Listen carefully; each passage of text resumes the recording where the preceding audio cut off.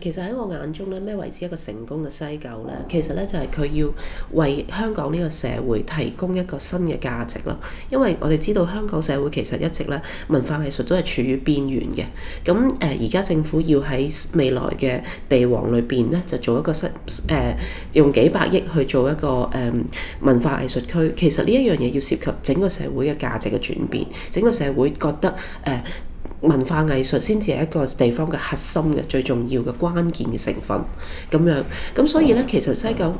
文化區咧，我覺得如果最重要嘅話，佢首先咧就係佢要去令到個社會接受佢嘅價值，同埋佢要體現到文化藝術佢作為人類嘅遺產裏邊最重要嘅部分，就係佢帶動整個人類嘅社會去改革啊，去改變，去變得更加理想咯。係啦，咁所以咧，其實對於我嚟講，即係一個成功嘅西九咧，其實佢係要好有革命性嘅，佢係需要某種程度上佢係要有要堅強，即係要 stand for 一啲可能當下未必係所有人都同意嘅價值，但係咧嗰樣嘢係長遠地係即係符合整個人類嘅潮流嘅一啲咁樣嘅事情啦。而喺我眼中，其實可能就係一啲我哋而家社會裏邊比較視為係小眾嘅嘢，其實佢係帶領住整個社會去前進嘅。我覺得西九咧要有呢一種即係支持小眾價值，了解真嘅精英嘅勇氣咯。嘅 general 嚟講咧，3個 plan 咧，其實佢個 intellectual 嘅色彩啊，其實可以再濃厚少少。而家佢整體上佢係文化藝術區咧，西九文化藝術區係被 present 為一個文化娛樂區，即係我哋叫文娛區咯。咁其實係幾 downgrade 嘅，我覺得，因為我相信即係真係用好多錢去睇一啲有價值嘅展覽，或者有好貴嘅歌劇嘅人，佢未必視之為娛樂，佢覺得佢係一個精神嘅提升咁樣。咁所以其實嗰個提升嘅部分咧，應該喺西九嗰個Outlook 裏邊再表現得清晰啲咯。咁至於OMA 個 plan 裏邊咧，其實佢成個 plan 係 overall 對我嚟講係比較上對於我嚟講 OMA 嘅 plan 係比較上 intellectual 啲，因為佢起碼有一啲master philosophy， 佢 offer 出嚟嘅一個圖像，例如係我哋可以喺市中心裏邊農場有個社區農場，跟住有魚塘咁樣去復興一啲我哋叫做即係有少少式微咗嘅手工業啊，即係農業啊咁樣，農業嘅手工業啦。咁同埋有街市，咁我哋都會覺得係比較上係好 amazing 喎，即係咪真係得㗎？即係佢係會，因為佢 offer 嗰個圖像係其實真係一個屬於未來嘅圖像，咁佢會令到我哋覺得對。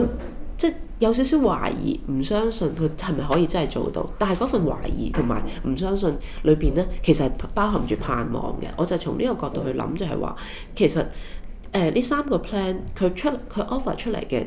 圖像係一個點樣嘅圖像？佢可唔可以令到我哋覺得係一個吸引嘅點樣講咧？係一個吸引嘅一個比較上會令我哋覺得值得去試嘅。係啦，因為我講到就係話，我覺得西九最成功係佢係一個試驗性同埋革命性嘅地方。咁佢哋3個 plan 裏邊offer 出嚟嘅嘢，有邊啲係覺得我哋值得去試嘅咧？咁我覺得裏邊最令我哋有冒險感嘅咧，就係OMA 嘅 plan 咯。係啦，佢比較複雜，佢比較 intellectual， 佢係有一啲即係同香港主流社會即係好似 out of 佢哋嘅 imagination 咁樣嘅一個感覺嘅。咁我覺得OMA 嘅 plan 喺呢方面係驚喜係比較多啲啦。同埋佢係比較上有即係 master philosophy 啊，我叫做即係似乎佢想解決一啲問題，佢係一啲諗法係經過咗研究咗香港嘅社會問題啦，跟住再加上一啲國際水平嘅一啲即係視野啦，國際視野嘅一啲關於社會文化嘅理解，跟住再做出呢個 plan。咁整體上我會覺得係OMA 嘅 plan 嘅。Rocco Yim 嘅 plan 咧，其實我自己都覺得係有驚喜嘅，因為佢比較豐富，佢係從一個佢嗰種佢個持份者嘅佢對持份者嘅尊重係比較強。咁喺 Local Yim 佢哋嗰個就係、我覺得其實都幾得意嘅。佢所提出嘅文化藝術設施裏邊係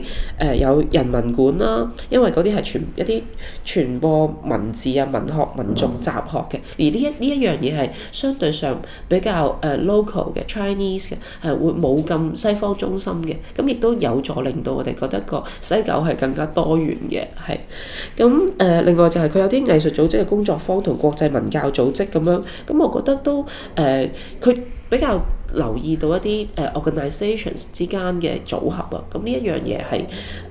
Local Yim 嗰個 plan 裏邊，我覺得比較好嘅。咁至於 Foster 嘅 plan 咧，就我會覺得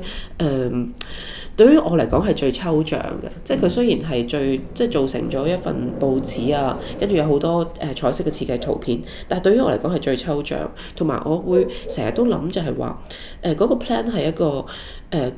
各取所需嘅 plan 咯，即係譬如每一個 district 裏邊咧，即係譬如佢哋嘅大型表演中心咧，原來咧就好近即係佢哋有接駁好方便嘅。但係我哋就會問，即係譬如去完嗰個大型嘅表演中心同展覽中心嗰啲人。有乜嘢理由要再去其他黑盒劇場咧，或者去 M+ 咧？當佢哋相隔相當之遠嘅時候，跟住隔離嗰個樹林，佢哋有咩原因去嗰個樹林咧？即係喺Foster 個 plan 裏邊，對於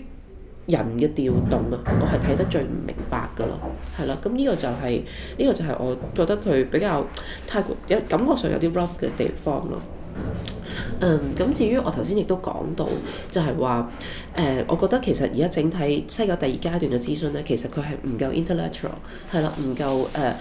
夠深入啊，我覺得。咁所以我自己西九裏邊，我覺得其實都係有一個咁樣嘅情況，係就係佢係唔夠。佢冇辦法去講一啲真正核心重要嘅嘢，即係社會上冇辦法掀起一個關於香港未來要點樣走，即係西九點樣帶動社會嘅一個咁嘅討論咯。係呢個係好可惜嘅。咁而即係呢一部分咧，其實我自己會睇到認為咧，就係一啲文化精英層次嘅討論咧，其實展開得唔夠啊。係可能佢哋我唔排除有好多即係私底下嘅溝通係進行緊嘅，但係呢啲嘢係冇進入一個公共空間嘅討論咯。即係佢哋冇成為一個public sphere 裏邊一啲 record 嘅 record。即係將來如果我想像就係，如果我哋要為西九出一本書，咁裏邊有啲乜嘢嘢係可以長久咁留落去俾我哋嘅社會嘅咧？咁其實而家從呢個角度去睇嘅時候，係好唔夠咯。西九而家目前係欠咗一個 intellectual 嘅部分。咁 intellectual 嘅部分其實可能係，亦都係一啲好 local 嘅部分嚟嘅，係一啲真係複雜嘅問題，大家可能有少少唔係咁敢去接觸啦。即係我舉個例子就係，即係我自己建議咗好耐嘅文學館。其實西九如果有一個文學館嘅話咧，佢就佢可以好 firm 咁講到俾人聽，其實我係有本土特色嘅，亦都係由一啲真係比較從抽象啊概念嘅層次運作嘅人去思考西九嘅特色，或者係香港嘅特色、香港嘅故事。咁然後如果有咗呢一方面嘅時候，即係佢係一個比較上可以令到西九更加完整，同埋顯得更加喺我哋講 knowledgeable 啲嘅感覺。咁而呢一樣嘢係即係喺3個 plan 裏邊都係唔敢去提出啦。咁呢一個我會覺得即係有少少失望咯。但係我都明白其實呢個唔完全係設計師嘅問題，即係呢個可能亦都係係啦，即係一個有少少即係一個即係諮詢嘅模式去規限咗佢哋。咁所以我希望咧就係，無論如何去到最後嘅時候，邊一個 plan 勝出，咁政府都會俾嗰個 plan 嘅一個最自由，即係最大嘅自由度，就唔好將3個 plan 糅合成為一嚿唔知點樣嘅嘢，而係俾我哋如果揀咗一個 plan 嘅話，就俾個 plan 去放手去做，等佢進取咁去吸納民間嘅聲音。呢個就係我意見。